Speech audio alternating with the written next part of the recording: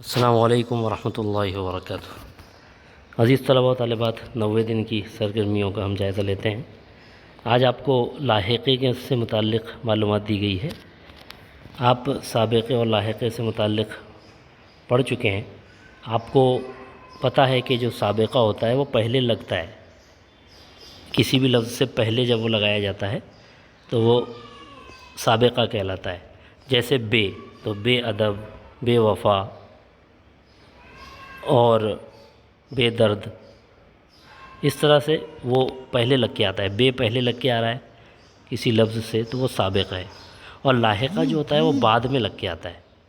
جیسے یہاں پر آپ کو مثال دی گئی ہے لاحقے کی، بعد میں لگے گا، کسی لفظ کے بعد لگے گا۔ تو ایک آپ کو مثال دی گئی دار کی، دار۔ اب اگر آپ کسی لفظ کے بعد دار لگائیں تو اس سے بھی ایک اور بامعنی لفظ بنتا ہے۔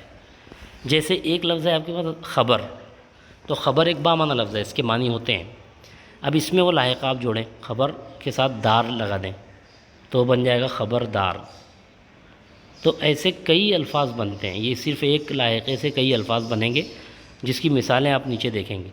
اب دیکھو اس کو لکھنے کا طریقہ کیا ہے۔ خبر جمع دار، تو خبر میں دار جوڑا گیا لاحقہ، برابر کیا بنا، خبردار بنا۔ اسی طرح سے آپ کو یہ مشق حل کرنی ہے۔ یہاں دیا ہوا ہے آپ کو حق جمع دار، تو آپ کو صرف کیا کرنا ہے، وہ جمع ہٹا دینا ہے بیچ سے، بس۔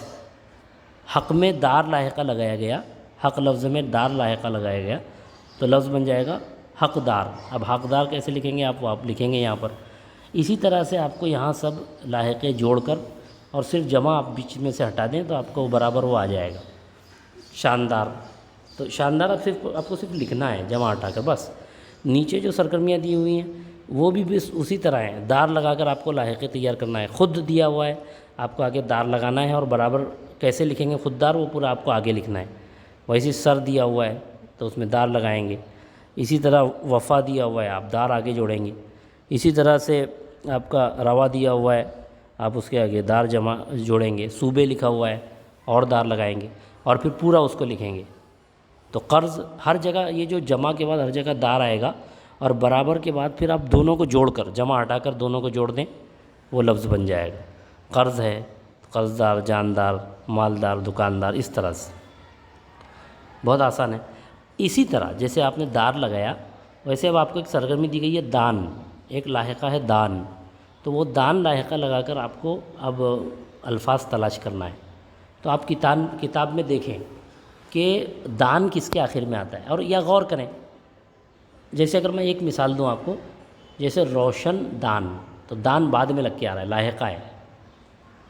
تو ایسے آپ بہت سارے الفاظ ڈھونڈ سکتے ہیں جس میں دان آخر میں لگ کے آئے گا، اور وہ دان لاحقے کے طور پر آئے گا۔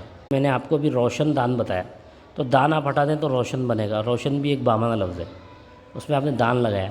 تو یہ اس طرح سے آپ کو تیار کرنا ہے۔ اگر آپ خاندان بنائیں گے تو خان جو ہے، یہ خان جمع دان بنا کے نہیں بنایا گیا، بلکہ یہ خاندان پورا ایک لفظ ہے۔ تو آپ کو یہ دھیان میں رکھنا پڑے گا کہ بہت سے الفاظ ایسے ہوں گے جن کے آخر میں دان آئے گا، لیکن وہ لاحقہ نہیں رہے گا، وہ اسی لفظ کا حصہ رہے گا۔ تو آپ ایسے الفاظ ڈھونڈیں کہ جس میں دان آخر میں لگ رہا ہے، اور اس سے پہلے والا لفظ جو ہے وہ بھی جو ہے مستقل، یعنی بامعنی لفظ ہے، اور دان لگانے کے بعد ایک اور لفظ بنا، جیسے پان دان کر دیا آپ نے، ایسے مثال کے طور پر۔ تو اس طرح سے آپ، امید ہے آپ سوچیں گے، غور کریں گے، کتاب میں آپ دیکھیں گے، اور دان سے جو ہے الفاظ تیار کریں گے لاحقہ لگا کر۔ دان لاحقے کا استعمال کر کے آپ کو الفاظ تیار کرنا ہے۔ آپ 10 الفاظ تیار کریں۔ امید ہے آپ کو یہ سرگرمی سمجھ میں آئی ہوگی۔ بہت بہت شکریہ۔ السلام علیکم ورحمۃ اللہ۔